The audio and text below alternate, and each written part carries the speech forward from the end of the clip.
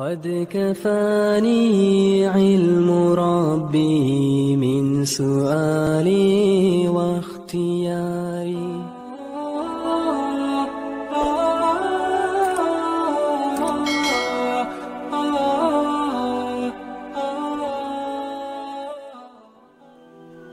Kitab Riyadhus Shalihin, bab tentang memberi maaf dan berpaling dari orang bodoh. Hadis kelima, muka surat 331.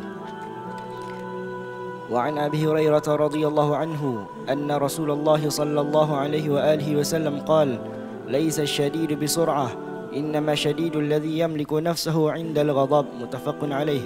Dari Abu Hurairah radhiyallahu anhu bahwasanya Rasulullah sallallahu alaihi wa alihi wasallam bersabda, bukanlah yang dikatakan orang kuat adalah orang yang kuat bergulat, tetapi sesungguhnya orang kuat adalah orang yang dapat mengendalikan nafsunya di kala marah. Riwayat Bukhari dan Muslim. Babul ihtimalil adha, bab tentang tabah dalam penderitaan. Qala Allah Ta'ala wal kadhiminal ghaidha wal 'afina 'anil nas wal muhsinin.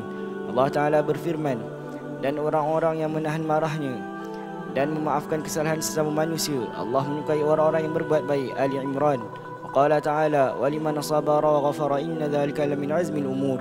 Allah Ta'ala berfirman, dan sungguh bagi orang yang bersabar dan suka memaafkan, sesungguhnya perbuatan yang demikian itu termasuk hal-hal yang diutamakan. Asy-Syura.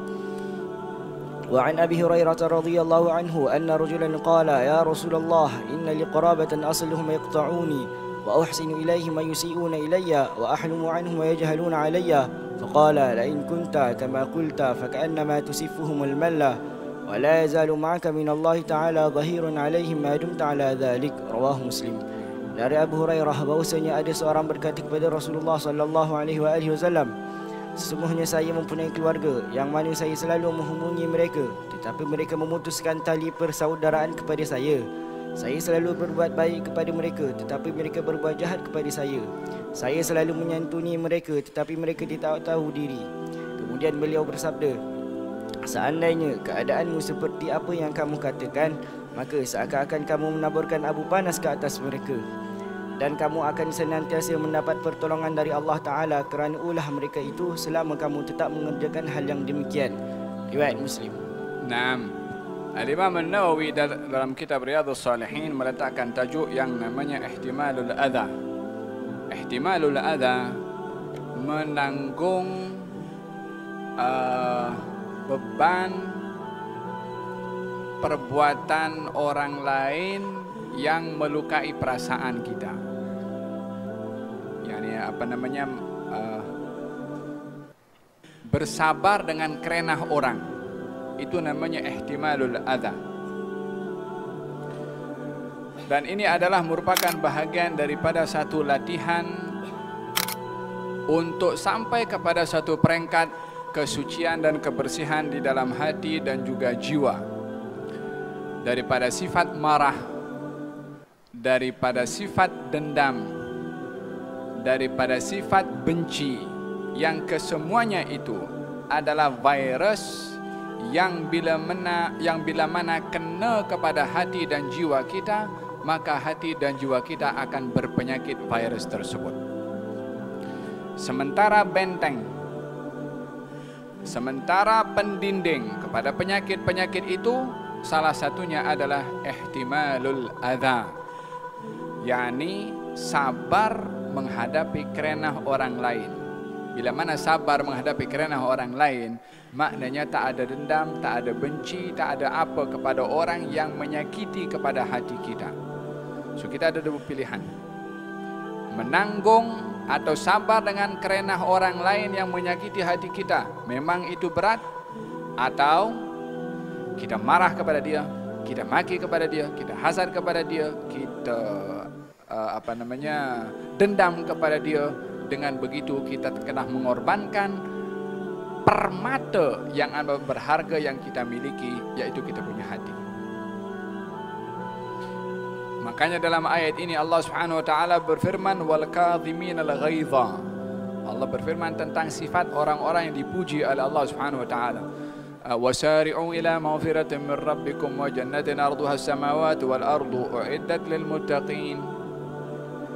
الذين ينفقون في السراء والضراء والكاظمين الغيظ والعافين عن الناس والله يحب المحسنين والذين إذا فعلوا فاحشة أو ظلموا أنفسهم ذكروا الله فاستغفروا لذنوبهم ومن يغفر الذنوب إلا الله ولم يصروا على ما فعلوا وهم يعلمون. Wasari'u, bersegeralah kamu untuk meraih pengampunan daripada Tuhanmu. Ya salam. Wasari'u, kita kalau disuruh bersegera cepat, maknanya kita adalah kalau orang itu mau cepat, mesti ada sebab kenapa kita nak cepat. Takut lambat ke, takut terlewat masuk on time ke, takut kena hukum ke, macam-macam. Walhasil ada sebab kenapa kita mesti bersegera. Allah Subhanahu wa taala berfirman, wasari'u, bersegeralah kamu. Untuk apa? Untuk meraih keampunan daripada Tuhanmu. Karena kalau kamu tidak segera, mungkin kamu akan dikacau oleh syaitan sehingga melambatkan kamu untuk mendapatkan pengampunan daripada Tuhanmu, yang mungkin tak berkesempatan untuk mendapatkan pengampunan. Bersegeralah, jangan beri laluan kepada syaitan untuk mendahului kamu untuk tidak bersegera mendapatkan daripada pengampunan Allah Subhanahu wa taala. Arduhas samawati wal ard, itu luasnya syurga, seluas langit dan bumi, disediakan oleh Allah untuk orang-orang yang bertakwa. Siapa orang bertakwa? Tidak cukup dengan kata-kata. Kalau kita dengan kata-kata, semua orang mengatakan, kita pun akan mengatakan kita bertakwa. Tapi intinya kepada apa yang setiap kata-kata mesti ada toba, ada warna kepada kata-kata itu. Jangan sampai apa yang kita katakan berbeza dengan apa yang kita perbuat. Siapa orang bertakwa ya Allah, yang kau sediakan untuk mendapatkan syurga seluas langit dan bumi? Mereka yang disuruh oleh engkau untuk mendapatkan pengampunan daripadamu. Orang bertakwa yang macam mana? Yang hanya bercakap saja kah? Alladzina yunfiquna fis sarra'i wad dharra, yang berinfak di jalan Allah dalam keadaan senang, dalam keadaan susah. Mudah untuk berinfak dalam keadaan senang, tapi dalam keadaan susah. Allah berfirman, alladzina yunfiquna fis sarra'i wad dharra, yang berinfak dalam keadaan senang juga dalam keadaan susah. Tidak menjadi sebab aku saja susah, bagaimana aku nak bersedekah dengan orang? Allah suruh kamu bersedekah senang dan susah, bukan senang saja. Supaya ada husnul kamalul i'timad, kesempurnaan ketergantungan kepada Allah Subhanahu wa taala. Yang pertama, wal kadhiminal ghaidha, orang yang kadhamal ghaid. Kadhama itu artinya mencegah. Al ghaidh, marah.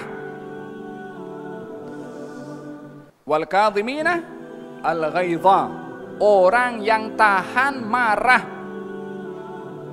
Tentunya orang itu kalau menahan marah, marahnya ada. Tapi tidak selalunya marah ada itu diluahkan kepada orang yang kita marah. Karena terkadang menahan marah menjadi satu ibadah berbandingkan meluahkan marah yang boleh menjadikan dosa kalau dia marah. Orang itu bikin marah kepada kita, apa tak boleh kita marah? Anda berinteraksi dengan makhluk atau berinteraksi dengan Tuhan yang suruh Anda untuk tidak marah? Tuhan yang cipta kepada Anda, Tuhan yang menjadikan orang itu bikin marah kepada Anda, suruh Anda tahan marah, bukan suruh marah kepada orang yang bikin marah. Wal kadhiminal ghaidha, dan orang-orang yang bertakwa tadi sifatnya yang mampu menahan marah. Orang mungkin boleh mampu tahan marah, tapi belum mampu memaafkan kepada yang dimarah. Allah Subhanahu wa ta'ala tidak mahu hati seseorang hamba ini ada perasaan dendam, benci, atau perasaan tidak suka kepada orang lain. Allah mahu kita punya hati dan jiwa bersih. La hasad, la dengki, la marah, la benci, la buruk sangka. Tak boleh, ini virus. Oleh sebab itu Allah Subhanahu wa ta'ala memuji kepada orang yang mampu tahan marah, tapi Allah lagi suruh orang itu bukan hanya tahan marah, supaya memaafkan kepada yang dimarah. supaya tak tersisa sisa-sisa virus tadi. Orang mungkin boleh tahan dia punya marah, tapi dalam aku tak nak tengok muka engkau. Jangan tunjuk muka engkau kepada aku. Contoh, dia boleh tahan marah tapi tak nak tengok, tak nak maafkan. Allah berfirman, wal 'afina 'anil nas. Orang yang bikin pasal tu, orang yang bikin marah tadi kau maafkan. Bukan hanya tahan marah. Cakap senang, coba berhadapan betul. Tapi ini tawaran. Tawaran ini Allah buka kepada siapa yang mahu. Ini bidhaahnya Allah, ini jual belinya Allah, ini barangan yang Allah tawarkan. Siapa yang mau silahkan.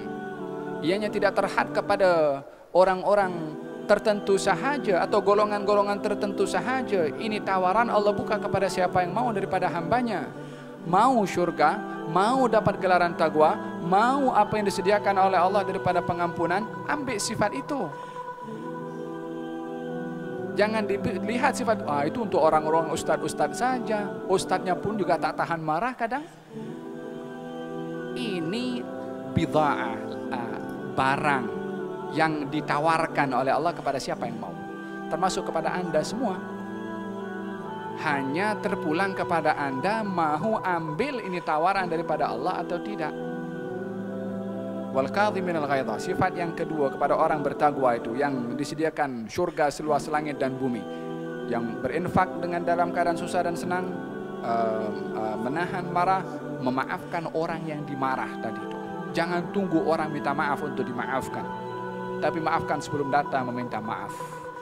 Yang keempat adalah wallahu yuhibbul muhsinin. Allah suka kepada orang berbuat ihsan. Kepada siapa? Kepada yang kamu marah tadi itu. Ya salam, tak cukup ke aku dah tahan marah? Tak cukup.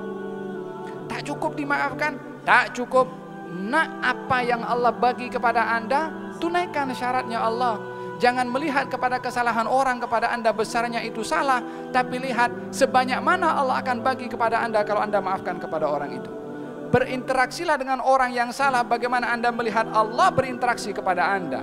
Tapi jangan melihat bagaimana anda berinteraksi dengan orang yang anda salah. Kalau kita tengok salah orang kepada kita, kita memang geram. Tapi kalau kita melihat apa yang aku dapat kalau aku maafkan kepada orang itu, apa yang Allah janjikan kepada aku, imbangi. Kalau kita hanya fokus kepada salah orang itu, memang kita tak boleh maafkan kadang-kadang. Faham tom? Wallahu yuhibbul muhsinin. Yang keempat adalah, yang kelima adalah walladzina idza fa'alu fahishatan aw zalamu anfusahum dzakarullah. Yang kelima adalah orang itu, yakni yang bertakwa, yang disediakan oleh Allah surga adalah kalau berbuat dosa dzakarullah. Dia ingat kepada Allah. Siapa di antara kita yang tak berbuat dosa? Tapi berapa ramai daripada kita yang berbuat dosa ingat kepada Allah, takut kepada Allah, nak kembali kepada Allah. Allah, ampunkan aku punya salah. Ya Allah, banyak silap yang aku buat. Maafkan aku, ampunkan aku. Zakarullah fastaghfiru lidzunubihim. Yani ingat kepada Allah dan meminta ampun. Subhanallah. Biasakan saat kita ingin berhadapan dengan maksiat yang kita nak buat, coba bandingkan kalau bayangkan, Allah ingat, Allah tengok aku buat ini berdengungkan. Bila mana mereka melakukan satu dosa, ingat Allah dulu. Kenapa? Kalau ingat kepada Allah subhanahu wa ta'ala, dosa yang terkadang belum dibuat, boleh tak jadi dibuat karena ingat kepada Allah subhanahu wa ta'ala. Tapi kalau sudah tergelincir melakukan dosa, fastaghfiru lidzunubihim, memohon ampun kepada perbuatan dosa. Karena yang namanya manusia adalah manusia adalah khata', yang banyak berbuat dosa. Wa khairul khata'in at-tawwabun, sebaik-baik orang yang bersalah atau berdosa adalah memohon ampun kepada Allah subhanahu wa ta'ala. Ini beberapa perkara penting yang terkait dengan masalah hubungan kita dengan Allah subhanahu wa ta'ala bila mana kita melakukan kesilapan dan dosa. Walladzina idza fa'alu fahishatan aw zalamu anfusahum dzakarullaha fastaghfiru lidzunubihim wa man yaghfiru dzunuba illa Allah wa lam yusirru ala ma fa'alu wa hum ya'lamun.